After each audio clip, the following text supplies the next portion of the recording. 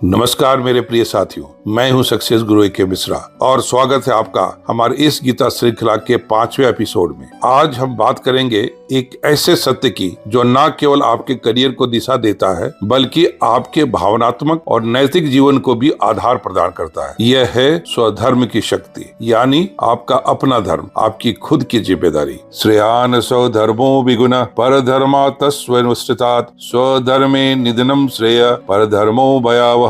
अपने धर्म का दोष युक्त पालन भी दूसरे के धर्म के उत्तम पालन से श्रेष्ठ है। अपने धर्म में मृत्यु भी श्रेष्ठकर है। दूसरे का धर्म भय देने वाला होता है। आईएएस की तैयारी में स्वधर्म का अर्थ क्या है? स्वधर्म केवल पेशा नहीं होता, यह आपका स्वभाव, क्षमता और जीवन उद्देश्य का मेल है। एक यूपीएससी अभ्यर्थी का स्वधर्म है ईमानदारी, स्पष्टता और आत्मबल के साथ तैयारी करना। दूसरे की नकल नहीं करनी है, किसी और की राह को अपनाकर खुद को खोना नहीं है, बल्कि वह मार्ग चुनना है जो आपके स्वभाव से मेल खाता हो। अभ्यर्थी प्रायः पूछते हैं कौन सा विषय सबसे ज्यादा स्कोरिंग है, परंतु गीता कहती है वही विषय चुनो जो तुम्हारे मन और बुद्धि से जुड़ता हो, क्योंकि जहाँ लगाव होता है वहाँ गहराई होती है और गहराई से आता है आत्मविश्वास और उत्कृष्टता। इतिहास हो, समाजशास्त्र हो या राजनीति, अगर वह आपका स्वधर्म है तो वही श्रेष्ठ विकल्प है।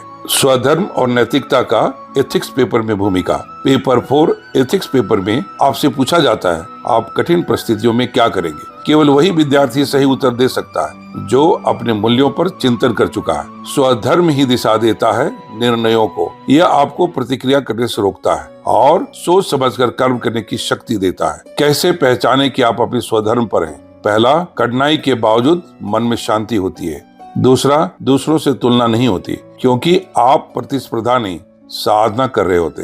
तीसरा, शंका कम होती है क्योंकि आप जानते हैं आप क्या और क्यों कर रहे हैं। चौथा, आप केवल सफल होने के लिए नहीं, सही तरीके से सफल होने के लिए काम करते हैं। एक छोटी सी कथा माली और सैनिक की।